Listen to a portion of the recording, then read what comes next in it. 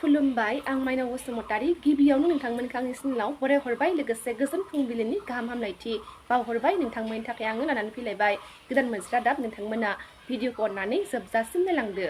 दिनैनि गिबि खौराङाव दङ दुलाराय बर' फरायसा आफाद एबसुनि आफादगिरि दिपेन बर' बिथाङा बिजेपि दोलोआव हाबसिगोन होननानै समाजारि बिजों ससियेल मिडियायाव गोसारनाय खौराङा नंखाय होनना दिपेन बर' बिथाङा गावनि फेसबुक पेजनि गेजेरजों फोरमायथिना होदों। आसाम केबिनेटआ 2030 मायथाइसिमाव 3500 मेगावाट आरो 15,000 साख्रिनि थांखिजों मोनसे सानखराङारि मोब्लिब गोहो खान्थिखौ गनायथि होदों होनना खौरां मोननाय जादों। थांनाय सानाव गिबि मन्थ्रि बिथां हिमन्त बिश्व शर्मा बिथाङा थांनाय 21 मे खालि आसाम केबिनेट जथुमायाव मोनसे जर'खा सलार पावार पलिसिखौ गनायथि होबाय होनना मिथिनो मोन्दों। आसाम सलार पावार जेनेरेशन प्रम'शन पलिसि 2025 मुंनि बे हाबाफारिनि थांखिया 2030 मायथाइसिमाव 15,000 साख्रि सोरजिनाय आरो 3,500 मेगावाटनि सलार इनार्जि केपासिटि मोनफुंनाय होनना मिथिनो मोन्दों। गुबुन रायजोआव खामानि मावनो थाहैना सासे बर' लाइमोना गावनि जिउखौ अबथिरा फोजोबना लादों होनना मिथिनो मोन्दों। अन्ध्र प्रदेशनि गुदिपल्लीयाव खामानि मावहैनाय बानेश्वर बसुमतारी 18 बोसोर बैसोनिया फासिनि दौलें लागायनानै गावनि जिउखौ फोजोबनानै लाबाय होनना मिथिनो मोन्दों। मख'नो गोनांदि धेमाजि जिल्ला जनाय रामधानदिखारि गामि पन्चायतनि सिमलिगुरि गामिनि रुंसारि उमेश बसुमतारी आरो खावाली बसुमतारीनि फिसाज्ला बानेश्वर बसुमतारीया नखरनि आंखालखौ सुफुंनो खामानि मावहैनो थाहैनाया 1 बोसोरसो जाबायमोन, नाथाय हरखाबै गोदनायाव फासिनि दौलें लागायनानै गावनि जिउखौ फोजोबना लाबाय होनना मिथिनो मोन्दों। बरपेटा रड पुलिसनि सिग्रोमनायाव सासे दुथां ड्राग्स माफियाजों लोगोसे गोबां बिबांनि आयेन बेरेखा फेग्रा मुवा आरो गंसे आइफन जब्द खालामदों। बरपेटा पुलिस बिफाना हमजानाय ड्राग्स माफिया सुबुंखौ बरपेटा रडनि निसुका गामिनि थागिबि रुंसारि फरमान आलीनि फिसाज्ला साइदुल इस्लाम होना सिनायथि होदों।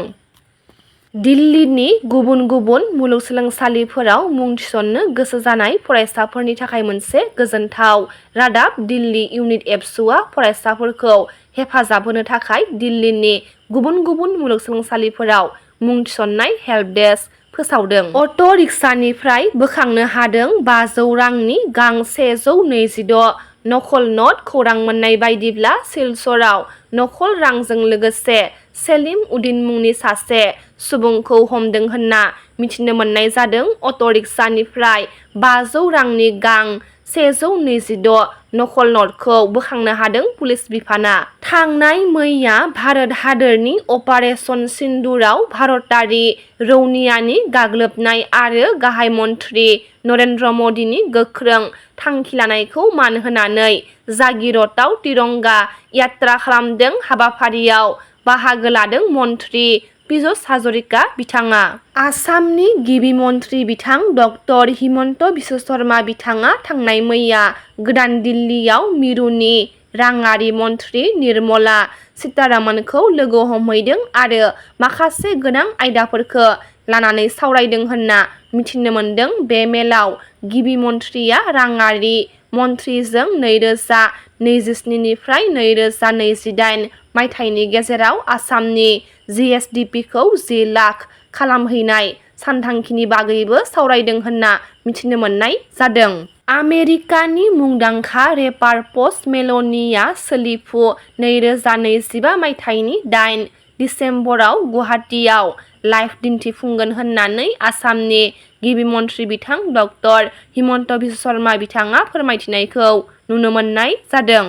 आसामनि केबिनेट मन्थ्रि अशोक सिंघाल बिथाङा क'क्राझाराव बिजेपि दोलोनि मावथिफोरजों सावरायज्लायदों। बे सावरायनाया 2025 मायथाइनि बिटिसि बिसायख'थिनि थाखाय सोलोआरि थियारिफोरखौ मिरु खालामदों। खौरां बिजोंनि सिगाङाव आसामनि केबिनेट मन्थ्रि अशोक सिंघाल बिथाङा बुंथिदों दि बिटिसि बिसायख'थियाव बिजेपिआ बेसेबां मासियाव बिसायख'थि गेलेगोन बेनि जोबथा थिरांथाखौ आसामनि गिबि मन्थ्रि बिथां हिमन्त बिश्व शर्मा बिथां आरो बिजेपिनि रायजो आफादगिरिया लागोन। बिथाङा बेखौबो मख'दों दि क'क्राझार जिल्लायाव बिजेपिनि थाखाय रायजो राजानि मददआ बावैसो समफोराव गोबाङैनो बांगासिनो दङ होननानै बिटिआर सोरखारा बड'लेण्ड ओनसोलाव ग्रिन खालामनो समायखिरा लानाय बायदि नैथि खोलोबनि बिफां फुलि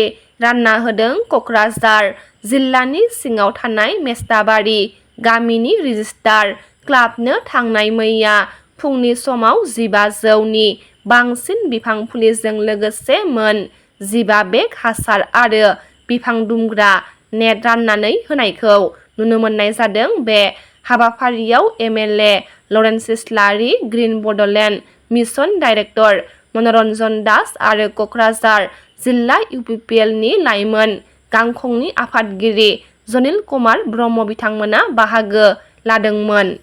गेलेनाय बिथिङाव बर' हारिनि थाखाय मोनसे गोजोनथाव खौरां ताइवाननि ताइपे एथलेटिक्स स्टेडियामाव थांनाय 17 मेनिफ्राय 30 मे खालारसिम सोलिबाय थानाय वर्ल्ड मास्टार्स गेम्सआव क'क्राझारनि गेलेगिरि नीला बसुमतारिया डिस्कास थ्र'आव सनानि मेडेलखौ देरहानो हादों होनना मिथिनो मोनदों। मख'नो गोनां दि नीला बसुमतारिया बेनि सिगां सोलिफु वर्ल्ड मास्टार गेम्सआव शट पुट खुबैनायाव ब्रन्जनि मेडेलखौ देरहानो हाखांनायनि उनाव डिस्कास थ्र'आव सनानि मेडेलखौ देरहानो हाबावदों।